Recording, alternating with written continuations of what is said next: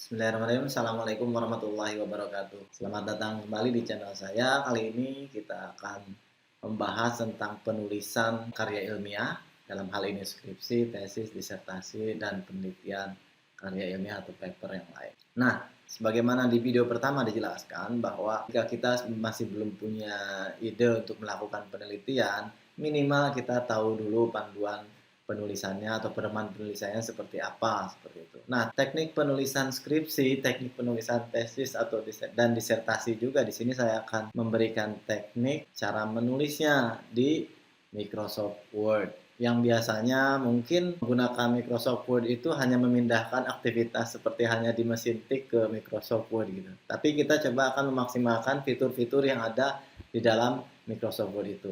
Sebagaimana sudah dijelaskan bahwa penulisan skripsi, penulisan tesis, penulisan disertasi itu mengikuti pedoman penulisan yang ada di masing-masing perguruan tinggi. Jadi belum tentu sama antara perguruan tinggi yang satu dengan yang lainnya. Langkah pertama yang kita lakukan adalah melihat pedoman penulisan di perguruan tinggi kita seperti apa. Lalu yang kedua, sebagaimana di video awal saya jelaskan, setelah kita mempunyai topik atau judul, kira-kira model penelitiannya itu kita model seperti apa. Nah, ini pedoman penulisan yang saya maksud.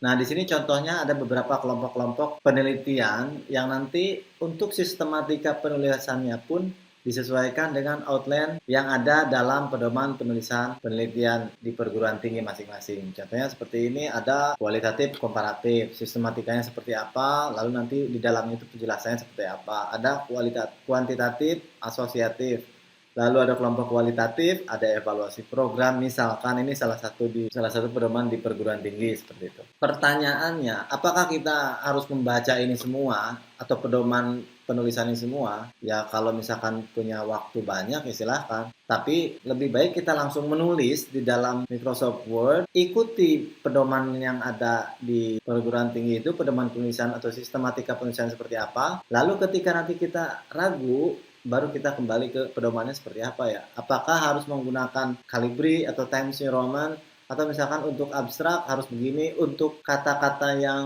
serapan atau bahasa asing harus dimiringkan. Itu ada semuanya pedoman penulisan, juga ukuran-ukuran font dan yang lain sebagainya ada di pedoman penulisan skripsi, pedoman penulisan tesis, disertasi yang ada di perguruan tinggi masing-masing. Seperti itu.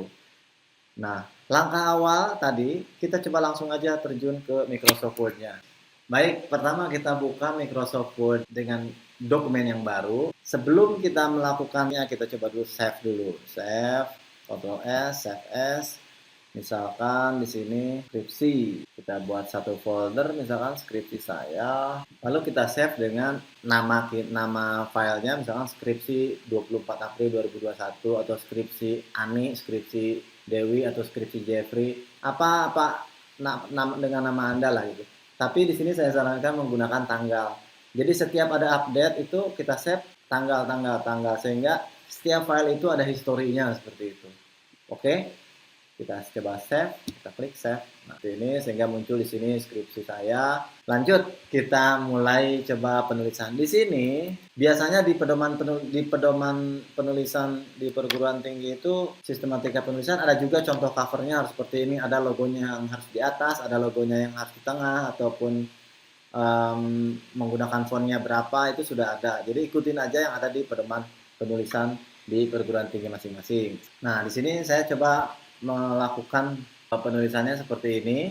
Contohnya ya, ini proposal. Kita coba membuat tesis atau skripsi, proposal skripsi atau proposal tesis, proposal disertasi, cover aja dulu. Dengan melihat seperti ini kan sudah cukup lumayan semangat lah gitu kan. Oke, selanjutnya sebagaimana yang sudah dijelaskan di awal bahwa judul atau topik dan judul yang sudah kita dapat, kita sudah mengetahui karakteristik model penelitiannya itu seperti apa gitu. Contohnya di sini saya menggunakan pengembangan model. Misalkan itu di pedoman penulisannya itu seperti apa outline-nya itu. Itu ikutin seperti itu. Oke, kita lihat di sini untuk kelompok pengembangan model, sistematika penulisannya harus ada apa saja di sini ya kan? Bab 1 pendahuluan, lalu ada bab 2 kajian pustaka yang seperti ininya coba dilihat seperti itu. Nah, ini pertama kita cover ya. Setelah cover biasanya ada daftar isi. Jangan di enter-enter ke bawah untuk daftar isi itu. Caranya yaitu kita ke menu layout, lalu di sini ada brick. Nah, ini ada tanda panahnya, klik dulu di sini. Lalu kita klik di sini page break. Jebret aja seperti itu. Kita tulis di sini daftar isi. Lalu setelah daftar isi, kita nggak usah mikirin isinya dulu, halaman-halamannya aja. Layout berikutnya, lalu kita masuk lagi ke break, klik page break. Nah, misalkan daftar tabel, seperti itu. Daftar gambar, kita klik page. Daftar gambar. Jadi tidak usah enter ke bawah. Itu caranya cara barbar ya, cara mesin tik dipakai di Microsoft Word gitu kan. Enggak seperti itu. Oke, selanjutnya yaitu setelah daftar isi, daftar gambar, daftar tabel, apa yang harus kita lakukan? Di sini di pedomannya langsung menuju ke bab 1 pendahuluan. Oke, berarti bab 1 pendahuluan ini sudah merupakan bagian terbaru yang intinya gitu kan. Maka masuk lagi ke layout, di situ ada break tapi bukan next page atau bukan page break di sini, tapi next page pada section break. Jadi bagian yang lain gitu kan. Bagian yang lain. Bagian halaman yang lain gitu. Coba kita next page section, apa sih bedanya? Nggak ada bedanya. Tapi nanti fungsinya untuk menggunakan halaman yang berbeda. Yang di atas itu biasanya I1, I2, I3, Romawi 1, Romawi 2, tapi huruf kecil semua gitu ya. Nah, oke. Kita ikutin aja dulu. Di sini bab 1 biasanya apa? Bab 1 pendahuluan. Oke, lanjut lagi. Selanjutnya apakah harus next section breaks? Enggak. Next page aja, karena ini udah di bagian inti gitu, inti dari penulisannya, bab-babnya itu. Maka kita next page. Bab berapa? Bab 2. Bab 2, lihat di oke, bab 1 pendahuluan, bab 2 kajian pustaka. Lalu setelah itu layout lagi, next page. Setelah bab 2 kajian pustaka yaitu bab 3 metodologi penelitian. Kita tulis. Kita copy aja ya, paste. Nah, next page lagi, langsung saja kita ke daftar pustaka. Oke, seperti ini isinya dari mulai awal, bab 1, bab 2, bab 3. Tapi kok ini masih pada di pinggir ya, kita ketengahkan satu-satu. Wah, itu cara lama. Nah, kita coba masukkan salah satu tulisan ini, seperti ini, klik di panahnya di sini. Lalu kita coba masuk ke heading 1. Kita klik heading 1, maka kita klik kanan di sini, lalu kita modify, klik modify. Untuk memodifikasi heading 1 itu warnanya hitam, contohnya fontnya 14 dengan nama fontnya Times New Roman. Nah, seperti ini. Oke. Lalu posisinya di tengah. Nah, di sini pun kita bisa atur posisinya di tengah. Nah, seperti ini. Lalu kita klik OK. Daftar isi. Bagaimana untuk daftar tabel? Sama, kita panah di sini aja, masukkan bahwa ini statusnya adalah heading 1. Maka dia udah langsung ke pinggir seperti itu. Nah, sama ini juga seperti itu, daftar gambar.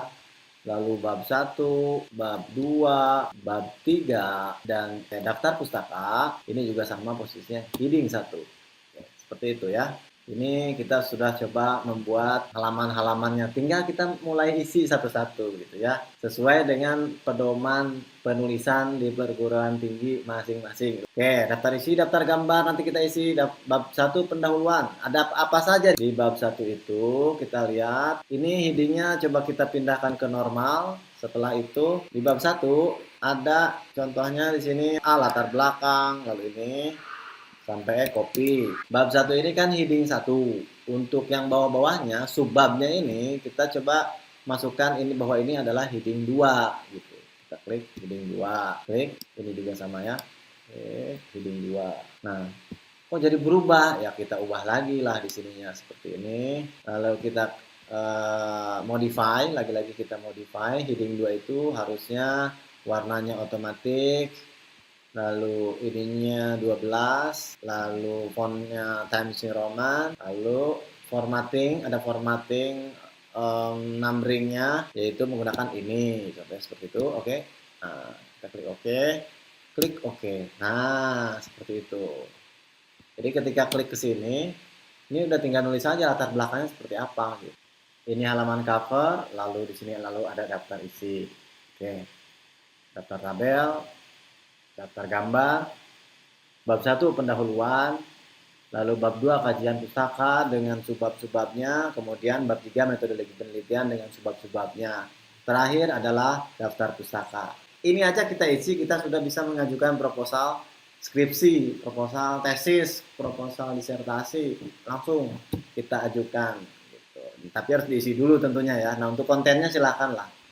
Nah, lanjut. Selanjutnya kita klik enter di daftar isi ini. Kita lihat lagi daftar isi. Kita kan sudah membuat tuh tadi outline-nya masing-masing di halaman. Break, page break, next break, lalu ada section page break gitu ya. Oke, kita lihat di sini daftar isi. Kita isi daftar isi. Cara mengisinya seperti biasa di tutorial saya sebelumnya juga sudah ada. Nah, kita masuk ke menu references. Nah, references di sini lalu ada table of content. Oke. Sudah table of content. Nah, kita masuk ke custom table of content. Custom table of content. Nah, di sini coba buatlah heading 1, heading 2, heading 3 seperti ini. Pastikan template-nya seperti ini ya. Jadi nantinya halamannya pun menyesuaikan. Lalu kita klik OK, klik OK. Tuh, maka dia sudah otomatis mendeteksi daftar isi halaman sekian, daftar tabel halaman sekian, seperti itu. Nah, tuh. Kajian pustaka. Nah, seperti ini. Jadi daftar isi, daftar tabel, daftar gambar, bab 1 pendahuluan, bab 2. Nah, kita tinggal isi aja masing-masing daripada bab dan subbab yang ada di dalam template ini. Jangan lupa kita klik Ctrl S atau Command S kalau di Apple gitu ya, untuk supaya kita nge-save. Kalau misalkan besoknya ada perubahan lagi, maka di save as aja, berarti tanggal 25 April. 25 April. Lalu besoknya lagi ya 26 April skripsi, 26 April terus gitu. Jadi template ini kita coba gunakan terus sampai selesai. Nah, selanjutnya setelah daftar isi ini, lalu kita sudah membuat template ini, silakan mulai diisi. Nanti setelah video ini kita akan coba memasukkan halaman pada teknik penulisan template proposal skripsi, proposal tesis. Kan di sini nih daftar isinya masih 2, daftar tabel halaman 3, daftar gambar halaman 4. Nanti kita coba ubah ya di video tutorial selanjutnya. Mudah-mudahan tutorial sampai saat ini sudah bisa dipahami dan silahkan dipraktekkan. Walaupun belum ada ide, ikutin aja dulu tadi pedoman penulisannya. Bikin aja dulu template begininya. Nanti lama-kelamaan kita akan melihat, oh kayaknya ini harus diisi bab ini. Oh kayaknya ini harus dilengkapi subbab ini. Nanti video selanjutnya halaman dan selanjutnya lagi ada tentang pengutipan atau sitasi. Terima kasih, mudah-mudahan bermanfaat. Jangan lupa klik like, subscribe, dan share untuk teman-teman yang masih galau menulis skripsi, menulis tesis, ataupun penelitian yang lainnya ya. Seperti itu. Terima kasih. Assalamualaikum warahmatullahi wabarakatuh.